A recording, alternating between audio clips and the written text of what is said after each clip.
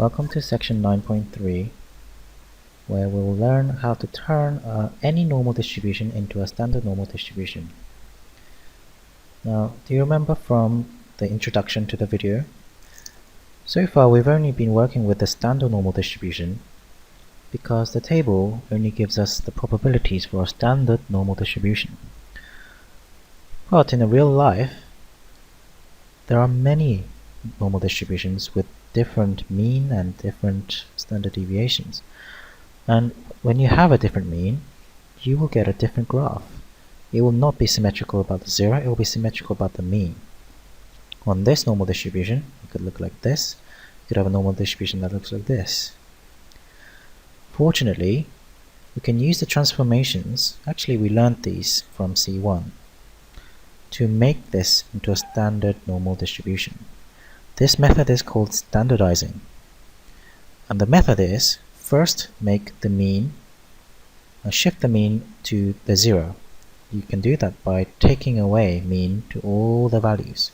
So this shifts the mean from the right to the left, and this shifts again so that the mean is 0.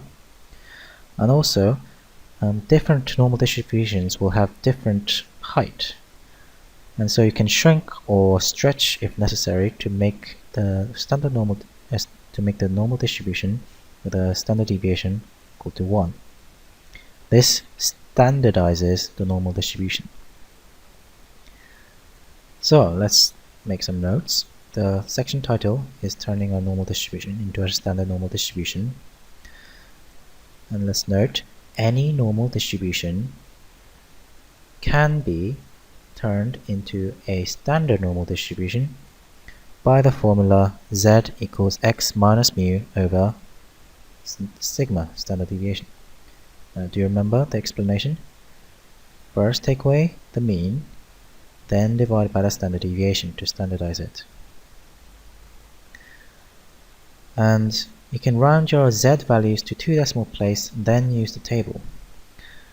Now this is because the z values on the table are everything up to 2 decimal place.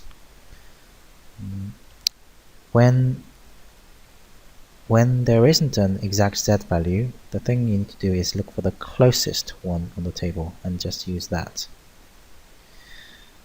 In your book it says 2 significant figures. So look. But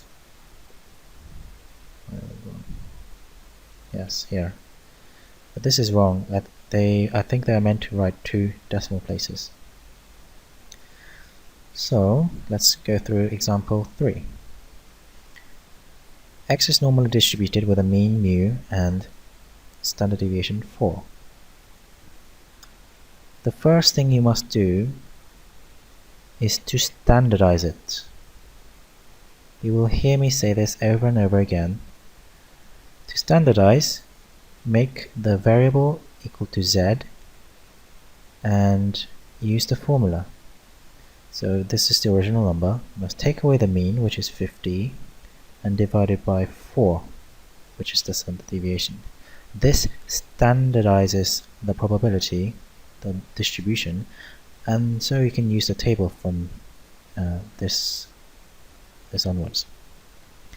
And so this is equal to 3 over 4.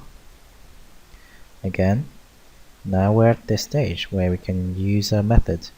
So 0.75 is going to be to the right of 0, because remember now this is a standard normal distribution, and the probability, we want the area to the left of 0.75 because we want less than. And this is in a less than positive form, so we can immediately look this up on the table, 0.75, which I found before, and the probability is 0.7734. 0.7734. Next question. Probability of x being less than or equal to 45. One thing I should have mentioned before is that because x is always a continuous variable, or z, or whatever you're doing in chapter 9, less than equal to or strictly less than does not make any difference. Let me explain why. So suppose you have a normal distribution and they ask for probability of x less than equal to 2. That means finding the area including this line. Now, if you exclude this line, does this make a difference to the area you're working out? No, it doesn't. A line does not have an area. So whether you include the area of the line in quotes or not does not make any difference. So the first thing we can do is to change the inequality into a strict inequality, which we are used to, and then standardize it. That's the first thing, if you have to standardize this. So to standardize it, 45, take away the mean, which is 50, and the standard deviation, which is 4. And this is probability of z being less than minus 5 over 4. So in decimals it's minus 1.25. Now we're back to the same methods. Negative number, so it's minus 1.25. And they want the area less than this, so we want this area. So we'll use the symmetrical property to reflect z being bigger than 5 over 4. So 1.25.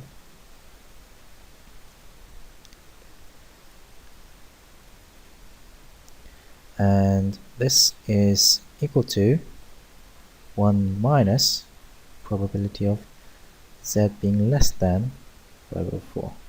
Now we have a less than positive form, so we can look this up. 1.25 on the table. 1.25 is here, and the probability is 0.8944. 0.8944. And so the answer we want is 1 minus that, which is equal to 0.1056. Last example in this video is a random variable y is given with a normal distribution, mean 20 and variance 9. Now this can be a trap for many people. This is equal to the variance, the standard deviation squared. So what is the standard deviation? Standard deviation is 3, because 9 is 3 squared. So standard deviation is going to be 3. So be careful with this. What's the first thing? Again, standardize z.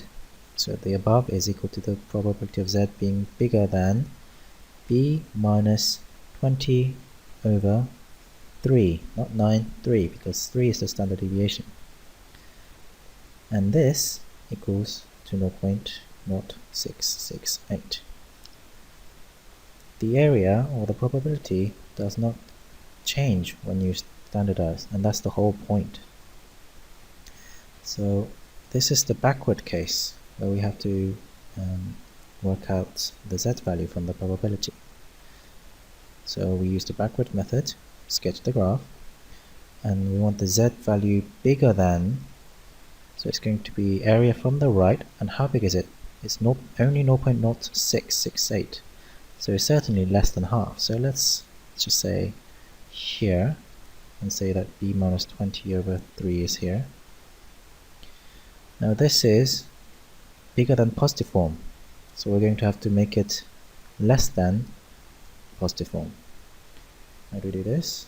Well, we use the 1 minus method. Z being less than b minus 20 over 3 is equal to 1 minus the small area here, 0.0668. And this equals to 0.9332.